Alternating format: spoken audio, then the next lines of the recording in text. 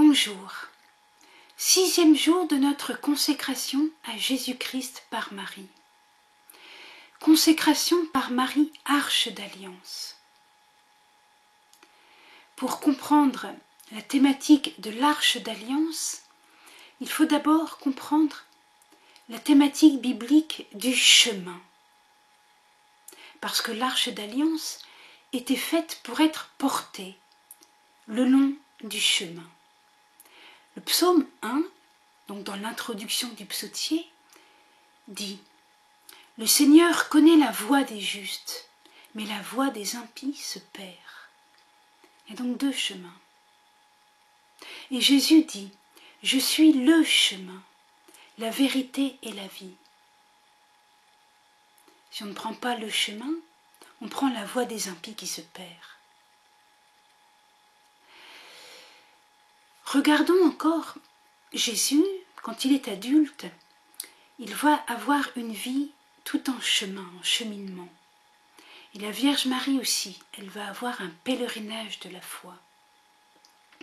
Un jour, Jésus quitte Nazareth et il se rend au désert où il jeûne, un jeûne excessivement sévère pendant 40 jours. Puis il rejoint Jean-Baptiste au Jourdain et ensuite il appelle les premiers disciples. Et voici qu'il y avait des noces à Cana. Marie est là, Jésus aussi est invité. Ils n'ont plus de vin, dit Marie. Elle expose simplement le problème. Et elle dit aux servants, faites tout ce qu'il vous dira. Et à la prière de Marie, Jésus change l'eau en vin. Par ce miracle, Jésus manifeste qu'il est le Messie. Et ses disciples, les premiers, crurent en lui. Peu après, Jésus enseigne. Il enseigne les béatitudes, le sermon sur la montagne. Et c'est comme une reprise du décalogue, un approfondissement de la loi donnée à Moïse. Il dessille les yeux devant les pièges de l'argent et de l'orgueil. Il dessille les yeux devant la dureté du cœur qui peut exister malgré une apparence de religiosité. Il appelle à la pureté du cœur et il en donne la grâce. Toi aussi, Jésus t'appelle. Il voudrait te greffer sur lui comme on greffe un rameau sur un cep de vigne.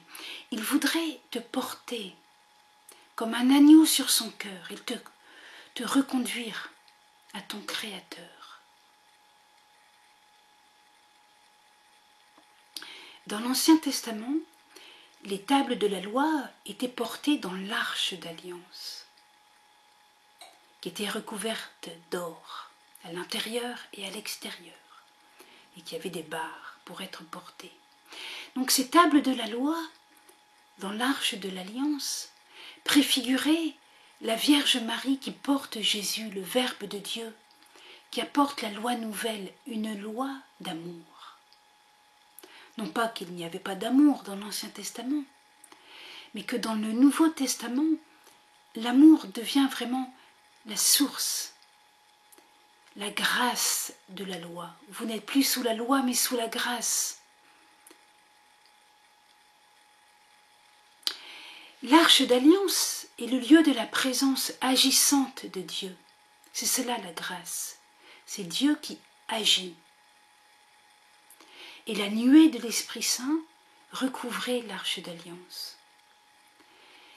Ce que je dis de Marie comme arche d'alliance est affirmé dans l'Évangile selon saint Luc, quand au moment de la visitation, saint Luc, de façon très précise, décrit Marie comme l'arche d'alliance. Sur elle était descendue la nuée de l'Esprit à l'Annonciation, et Marie fait le voyage de l'arche comme au temps de David, et Élisabeth pousse un grand cri, comme David devant l'arche d'alliance. Sa présence est une bénédiction, comme l'était l'arche d'alliance. Donc nous allons aujourd'hui garder cette image du chemin et de l'Arche d'Alliance et de Marie. Alors aujourd'hui, on n'a plus tellement l'habitude de se promener avec l'Arche d'Alliance. Eh bien, prenons l'image d'une voiture, puisqu'on est familier des voitures. Si je suis en voiture, il peut y avoir des obstacles, des ornières, des trous, des nids de poules, ou bien du verglas, une tempête de neige. Un tas de problèmes, quoi. Notre véhicule peut tomber en panne aussi, en panne même sur l'autoroute. Donc imaginons toutes ces situations. On peut même devoir faire un virage très rapide pour éviter un accident qui s'est passé juste devant nous. Il peut aussi y avoir des bouchons. Bon, bref, toutes sortes de choses. Alors imaginons maintenant que le chauffeur de la voiture, c'est la Vierge Marie.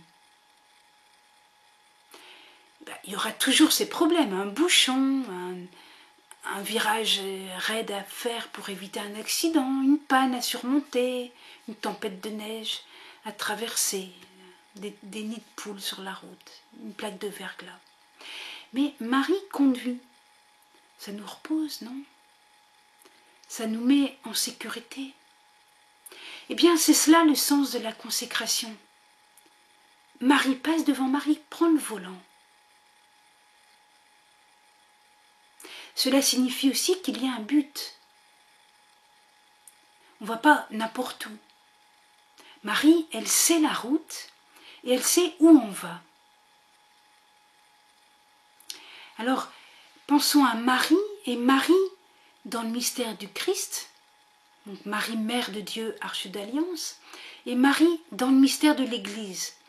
Donc, pour écouter Marie, on doit écouter Marie. Pour trouver le chemin, on doit trouver la direction en écoutant les conseils de l'Église, une homélie, un conseil reçu dans le sacrement de la réconciliation, un conseil dans un groupe de prière. Écoutez Marie qui nous parle à travers l'Église, et pas seulement, j'allais dire, directement comme au téléphone. Allez, nous faisons cette prière de consécration. Au nom du Père et du Fils et du Saint-Esprit. Amen. Ô Marie, Arche d'Alliance, je désire vivre ma liberté avec courage et audace, comme une réponse d'amour à Dieu qui a osé faire alliance avec l'humanité, et avec moi en particulier.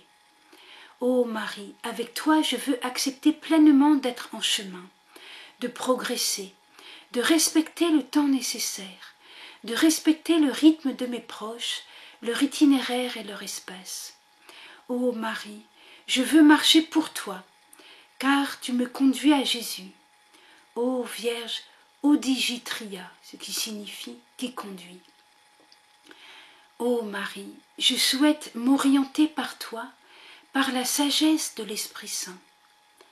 Ô Marie, je choisis de me reposer en toi, de me reposer, toi qui es l'Immaculée, la joie du Père. Ô Marie, je désire vivre en ta compagnie pour rejoindre mes frères en humanité et approcher chaque jour davantage de la très sainte Trinité. Amen.